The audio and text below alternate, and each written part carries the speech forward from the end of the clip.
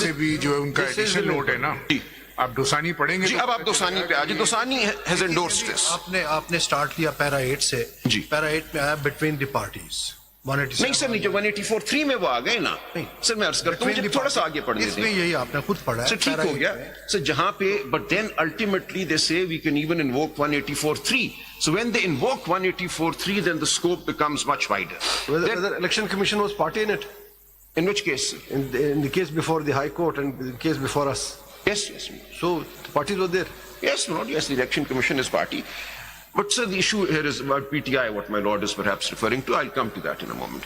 The reason for reading this judgment is that it is clearly enunciating the jurisdiction of this court under Article 187 to encompass the power and the jurisdiction available to this court under 184(3). That is the vital point that this judgment has laid down. And this is accepted. Now, if we go to Dosani Travels, there's other judgments in Pir Sabir Shah that I'll want to revert to, but let me go directly to Dosani Travels then. In the binder that I submitted yesterday, yellow colour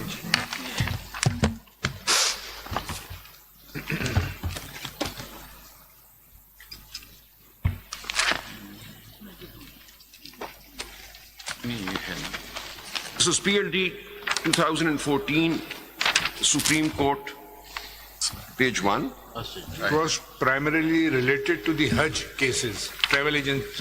Yes, but the question arose as to the power of the Supreme Court vis-a-vis the power of the High Court under Article 199 and so on. And the court ultimately held the Supreme Court has wider power because it can read 187 and 184 together and pass any judgment, any order that does complete justice and that enforces. Then your case is that the judgment under review has been passed under 184(3). 187 read with 184(3). Absolutely, it's very clear. So when we talk of 187, we talk of 184(3). Nothing is excluded when 187. 187 is the umbrella provision. It is not merely procedural. It points to the inherent power and the power expressly vested by 184(3) in the Supreme Court. So let's come to Dosani Travels. Kindly see. This is in my paper book. This starts at page 195. G. G. And I take your lordships in the paper book to page 215. I'll very quickly then come to 236, which is where I want to come. But let's start briefly at 215.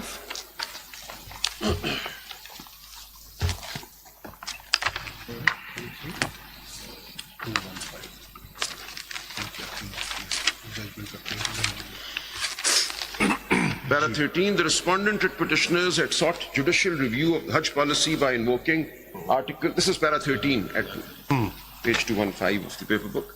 The respondent at petitioners had sought judicial review of Hajj policy by invoking article 199. Last 3 or 4 lines of para 9. In response to Mr. Pirzada's arguments, this is what the counsel for the other side had to say. Mr. Khalid Anwar has pointed out that after Chaudhry Zahoor Elai's case, PLD 77, Supreme Court 273, कहाँ से पढ़ रहे हैं? G, at page 190, the paragraph, the lines just before the paragraph number 10. So these are the last 4 lines of paragraph 9 on page 190. Mr. Khalid Anwar has pointed out that after Chaudhry Zahoor Elai's case, PLD 77, Supreme Court 273, Article 187 was amended and it was made subject to Article 175(2), which provides that no court shall have any jurisdiction save as is and may be conferred on it by the Constitution or by or under any law. Now, after recording both arguments of the two sides, this is what His Lordship holds. Para 10. The Supreme Court is the apex court. It is the highest and the ultimate court under the Constitution. In my view, the inherent, now I underline that, His Lordship recognizes an inherent power.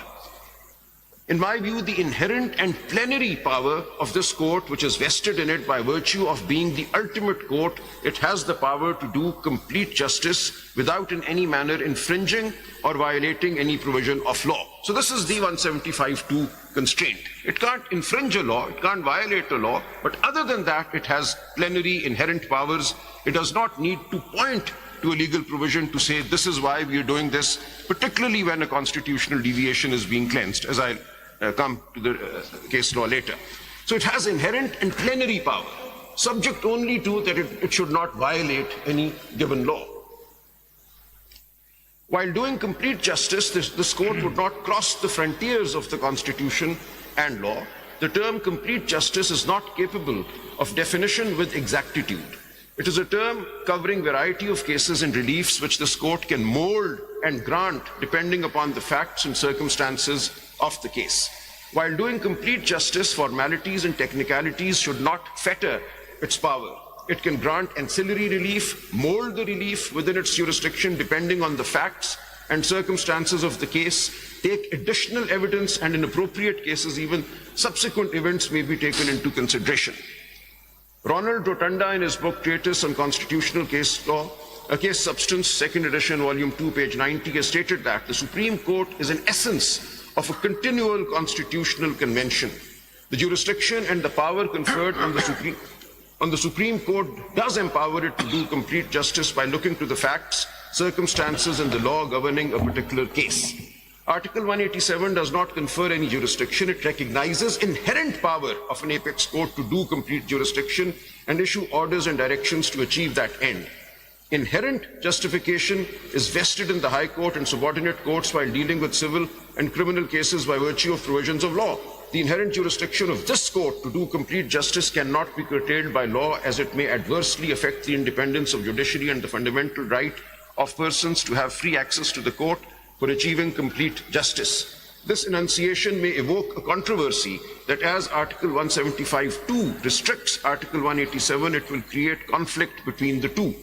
There is no conflict, and both the articles can be read together. The conflict in the provisions of the Constitution should not be assumed, and if apparently there seems to be any, it has to be interpreted in a harmonious manner by which both the provisions may coexist.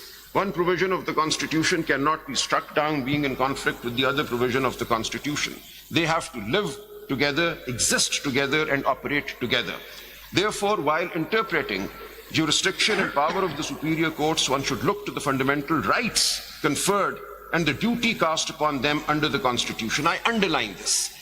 Ultimately, it is this court that has to enforce fundamental rights. This court derives its ultimate jurisdiction from the duty to enforce fundamental rights. That is a duty vested in this court by the Constitution. For this, we don't have to travel beyond the Constitution. I read on. A provision like Article 187 cannot be read in isolation, but has to be interpreted and read harmoniously with other provisions of the Constitution. In my humble view, this court, while hearing appeal under a statute, has the jurisdiction and power to decide the question of vires of the statute under which the appeal has arisen, and can even invoke Article 184(3) in appropriate cases. How in this case 187 was applicable, how it was applied, and how... The Lord has applied it. Let me just read a few cases, sir. We are short of time. I'll answer all these questions. How 187 has been applied in this case. The reference to Dosani, that's the main point I'm going to argue. This